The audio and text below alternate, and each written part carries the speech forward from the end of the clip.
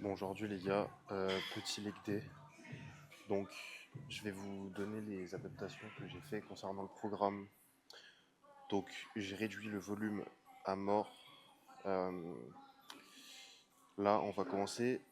Donc, la semaine dernière, on a commencé avec un deadlift. Là, on va commencer avec un hack squat directement. J'ai décidé d'enlever le deadlift parce que, au final, à la théorie entre guillemets, je voulais me l'intégrer. Mais j'ai vu qu'à la pratique, c'était pas forcément viable sans induire trop de stress nerveux. Et du coup, si vous vous souveniez, la semaine dernière, on avait des extensions de buste sur la machine Booty Builder. Donc finalement, on a quand même une stimulation de la chaîne postérieure euh, à peu près similaire à un deadlift. Je pourrais pas dire similaire totalement forcément, mais on va dire qu'on va venir adapter grâce à cette machine-là, donc on va pas perdre cette stimulation à 100%.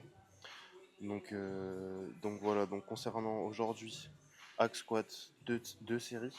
La semaine dernière on était à 3 séries, c'était trop de volume. En fait j'ai pas envie que le volume vienne empiéter sur ma récupération et l'intensité que je sois capable de mettre, enfin que je suis capable de mettre pendant le training. Donc hack squat 2 séries, 6 à 8 reps. Ensuite, on va enchaîner sur une hip press, donc la hip press de la semaine dernière, puisqu'elle n'a rien de différent. Les extensions de buste sur la machine. Ensuite, leg extension, leg curl. Et on est bon. Il y aura juste les extensions mollets que je compte pas tant dans mon volume, puisque en termes de nerveux, c'est rien du tout. C'est juste chiant, faut les faire. Ça prend un peu de temps, mais c'est pas grave. Donc voilà, en gros, on a 2 exos de moins que la semaine dernière. On a le deadlift en moins qui rajoutait beaucoup de nerveux. Et on a enlevé les adducteurs. Ouais, on a enlevé les adducteurs parce que, en soi, sur mes exercices polyarticulaires, les adducteurs sont quand même, entre guillemets, recrutés. Ce qui me permet d'avoir le volume minimal pour pas perdre, mais je vais pas construire non plus. Mais comme de toute façon je suis dans une phase de sèche, je me dis que le maintien des adducteurs n'est pas une priorité. Enfin, le développement des adducteurs n'est pas une priorité. Mon objectif, c'est juste de ne pas perdre. Mais, euh, mais au final, les adducteurs me rajoutaient un volume que je considère comme non intéressant, enfin pas optimal. Je préfère utiliser ce volume disponible sur d'autres groupes musculaires ou alors réduire ce volume pour avoir une meilleure récupération.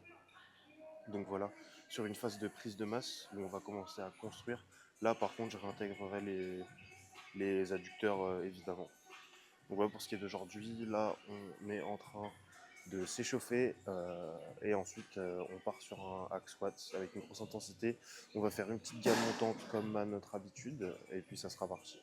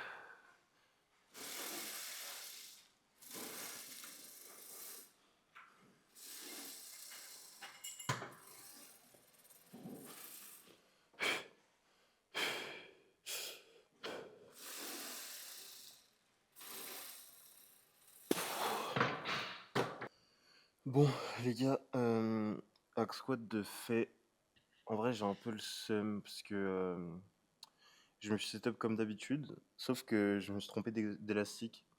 En gros, j'ai un élastique pour me délester en bas du mouvement, pour que ce soit un peu moins nerveux, etc. Bref. Et en fait, j'ai un élastique qui m'aide plutôt beaucoup, entre guillemets, enfin en tout cas qui décharge pas mal. Et en fait, je l'ai confondu avec un autre, et du coup, j'ai pris un élastique qui décharge moins. Ce qui fait que c'était beaucoup plus lourd, et ce qui fait que j'ai fait que 5 reps et demi. En vrai, je m'en suis pas rendu compte sur le coup, genre je pensais juste que j'étais beaucoup moins fort et que je devais être fatigué. Mais du coup, je me suis rendu compte de ça après. Donc, je peux pas trop comparer ma perf par rapport à la semaine dernière, parce que du coup, le setup était pas le même, c'était plus lourd. Donc, je sais pas si j'ai fait beaucoup mieux. Série d'après, plutôt qu'enlever l'élastique, j'ai déchargé juste. J'ai enlevé une plate et j'ai un peu augmenté l'inclinaison du hack pour que ce soit un peu moins lourd, pour me rapprocher après de la même tranche de répétition. Mais du coup, voilà, c'est pas grave, on passe à autre chose, on va partir sur la presse. Ce qui est bien, c'est que du coup, bah, presse, on garde la même charge que la semaine dernière, comme ça on pourra comparer la perf, voir si je suis réellement moins fort. Enfin, malgré que le setup était hasardeux sur le hack squat, ça se trouve, en plus d'avoir un mauvais setup, je suis juste moins fort aujourd'hui parce que je suis plus fatigué, forcément. La sèche avance, tu vois, on est toujours à 2300 cal. Donc on va pouvoir comparer la perf. Donc là, je vais mettre la même charge que la semaine dernière. Je suis censé. Enfin, la semaine dernière, j'ai fait 9 reps. Donc on va voir si j'arrive à gratter un petit peu plus. Ça serait bien que je fasse au moins pareil. Ça serait cool de pas trop perdre de perf pendant la sèche. Donc voilà, on va voir les gars. De toute façon, en vrai, on s'en fout. Enfin, c'est pas grave. Genre, ça change pas grand chose. De toute façon, on met la même intensité que d'habitude. On va à l'échec. Donc c'est tout ce qui compte en vrai. Bref. Bon, bah, on va essayer de partir. On va essayer de mettre lourd. Et on va voir comment ça se passe.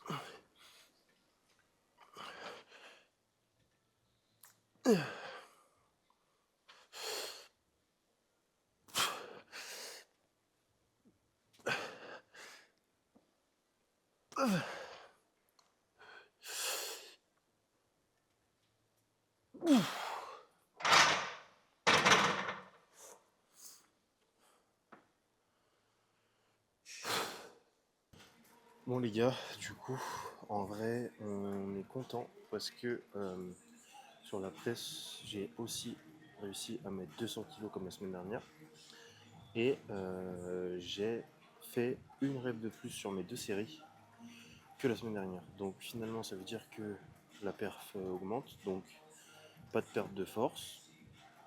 J'irai pas jusqu'à dire prise de force parce que vu que je viens de changer de salle, je l'avais déjà dit la dernière fois, mais c'est un peu mes débuts sur chaque machine que j'utilise en ce moment, donc c'est le temps de m'adapter à la machine, etc. Donc le fait de m'adapter fait que je suis plus fort, mais ça veut pas dire que genre j'ai pris de la force, tu vois. Mais en tout cas, je suis content parce que j'en ai pas perdu. Là, je suis en train de remplir mon Google Sheet pour pouvoir suivre un petit peu toutes les évolutions. Mais je suis KO. Donc là, on va pouvoir enchaîner avec les relevés de buste. Donc vraiment, là, j'essaie plus de focus ischio-fessier. J'essaie de désengager un petit peu les lombaires. Donc je fais de mon mieux. Euh, donc voilà, en vrai, ça avance bien, les choses se passent bien. Je sais pas si je vous ai déjà dit, mais le poids ce matin, 88,5 kg. Donc on a perdu 1 kg depuis le début de la sèche. Donc les choses avancent bien. J'ai bien fait de pas réagir émotionnellement au fait que mon poids stagne au début. Parce que sinon j'aurais pu me dire bon bah je descends encore plus les cales, j'augmente mes pas, j'intègre du cardio ou quoi.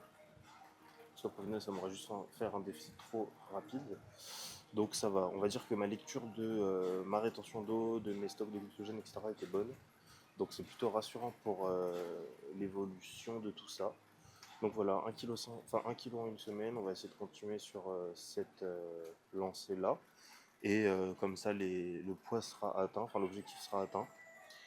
Bref, on va passer sur la série, on va essayer de pas faire trop traîner cette petite séance. Mais en tout cas, en ce moment, tous les marqueurs sont au vert, tout évolue comme il faut, donc ça fait plaisir, c'est hyper gratifiant de voir que les choses évoluent de la bonne manière. Donc voilà quoi.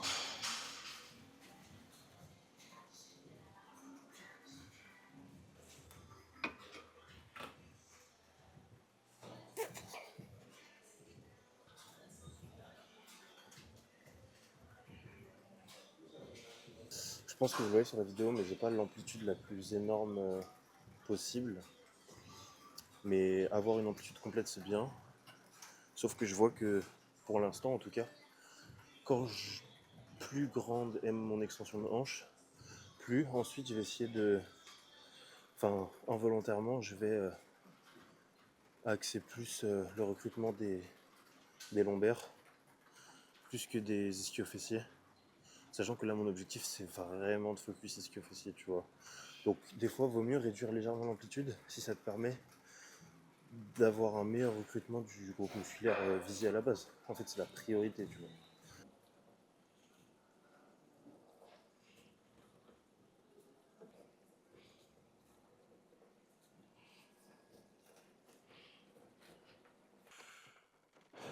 Bon, les gars, leg day fini.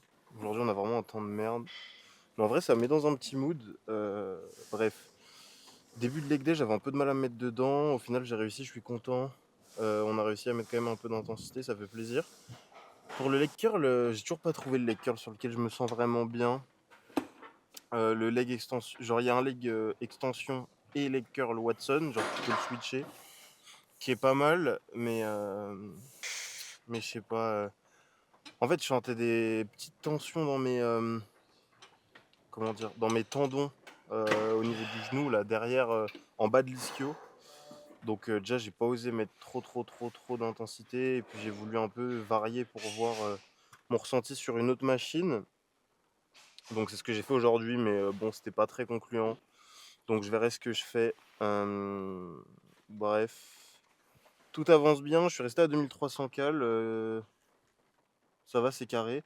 En fait, ce que j'ai fait, c'est que, en gros, j'ai quand même certaine sensibilité à l'insuline qui fait que si. Enfin, en gros, dès que je consomme pas assez de lipides, ça me dérègle un petit peu en termes de glycémie, etc. Ce qui fait que, en gros, quand je mange des glucides, euh, j'ai un gros pic de glycémie et je vais descendre très bas et je vais faire des hypoglycémies à répétition dans la journée. Et en gros, j'ai remarqué avec le temps, à force de jouer un peu sur les curseurs, etc., que pour être bien, fallait que je sois à plus de 0,8 g de lipides par poids de corps. Même 0,9 à 1 g, c'est encore mieux. Et du coup, c'est ce que je fais. Mais ce qui fait qu'à 2300 cal, je dois vraiment descendre bas en glucides. Euh, Et en fait, c'est compliqué à respecter parce qu'au final, je mange des glucides que sur mon repas du soir et un peu en pré-training. Je mange pas de glucides le midi. Sauf qu'en fait, les glucides, ça monte hyper vite, tu vois, parce que des fois, même dans mon alimentation, tu vois, je vais manger des légumes, des trucs comme ça, par-ci par-là. En fait, au final, même si j'ai pas de source de glucides directe, bah, ça me fait pas mal monter les glucides. Bon, bref, ce qui fait que c'est vachement à surveiller. Et c'est pour ça qu'il y a quelques jours, bah, j'étais haut en glucides, j'ai dépassé mes glucides, donc j'ai pas atteint mes lipides et mes protes pour compenser, pour pas être au-dessus de 2300 cal. Mais c'est pour ça que ça m'a vite re-rempli mes stocks, parce que j'ai tellement de stocks de glycogène, parce que je suis tellement bas en glucides que mes stocks sont archi vides. Et en fait, dès que je fais pas attention, je vais dépasser les glucides, ça va se re-remplir, je vais refaire de la rétention d'eau, etc., etc. Ce qui fait que le poids va pas être cohérent par rapport au déficit que je mets en place en fait. Bref, tout ça pour dire que c'est ce qui s'est passé et j'ai bien fait de pas genre compenser, etc. Parce que bah au final c'est vite revenu à la normale. J'ai juste dû réaxer ma vigilance sur le fait de consommer mes glucides, enfin pas dépasser mes glucides, consommer mes lipides, etc. C'est ce que je fais depuis quelques jours et enfin j'ai réussi à entre guillemets me ressaisir là-dessus et du coup c'est hyper cool parce que ça y est, les choses reprennent leur cours. Enfin en tout cas le cours qu'elles sont censées reprendre. En tout cas, bah ça fait plaisir, hein. En vrai là on est je crois qu'on est au jour 5 les gars. On va arriver au jour 10. En vrai c'est vraiment cool.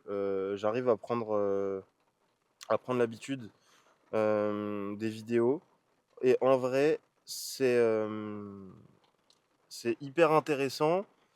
Parce que moi, de base, je suis quelqu'un qui est très perfectionniste. J'ai toujours travaillé dans des domaines assez créatifs. Et mon bémol, c'est que quand j'ai un projet, je veux toujours l'aboutir. Et au final, je mets très longtemps à sortir mes projets parce que j'ai toujours envie de me dépasser un petit peu plus. Et en fait, je me suis lancé dans cette série YouTube parce que, bah, en fait, je me laisse pas le choix. Je dois sortir une vidéo par jour quasiment. Je ne peux pas passer 4 heures de montage sur ma vidéo. Hem, En fait, j'ai vraiment fait tout ça pour me sortir de ma zone de confort et pour produire et je suis content parce que ça fonctionne, en fait. J'arrive à me détacher du résultat final parce que, bah, forcément, le résultat n'est jamais à la hauteur de mes espérances, tu vois?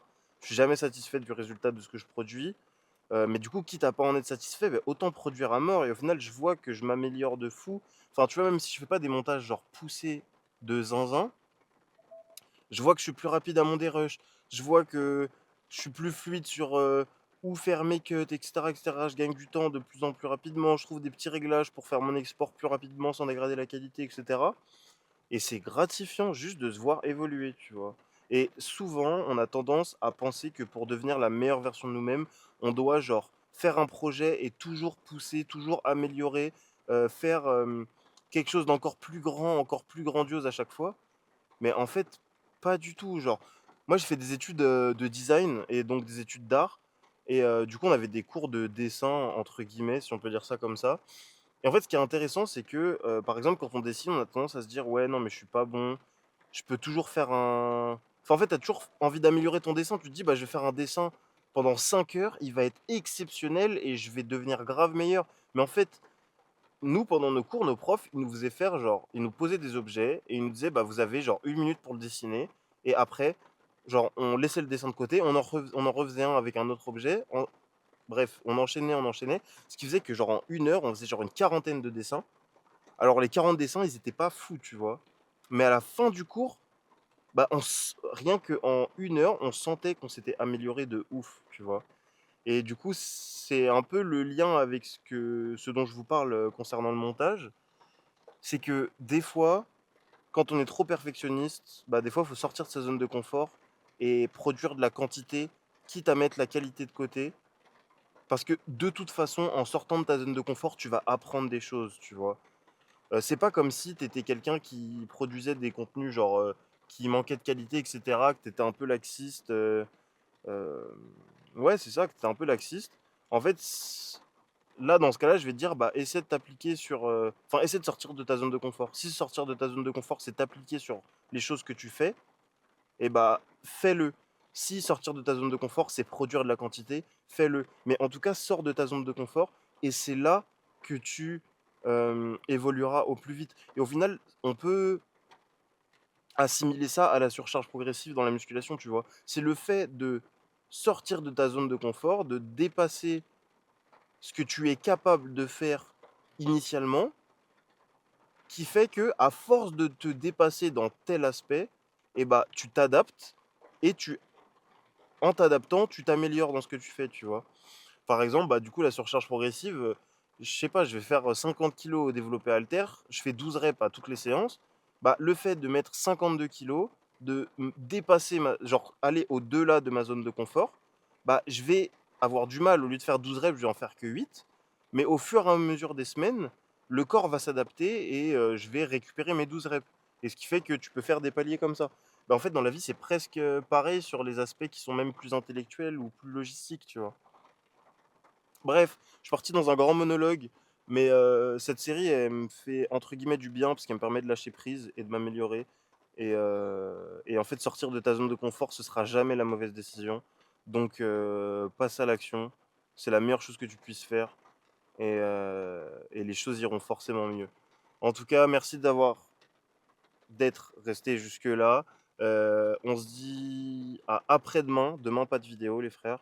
Et puis voilà, hein, après-demain, séance pec-dos en légende. On va faire ça bien. Et puis voilà. Merci d'être resté jusqu'ici et bisous, les frères.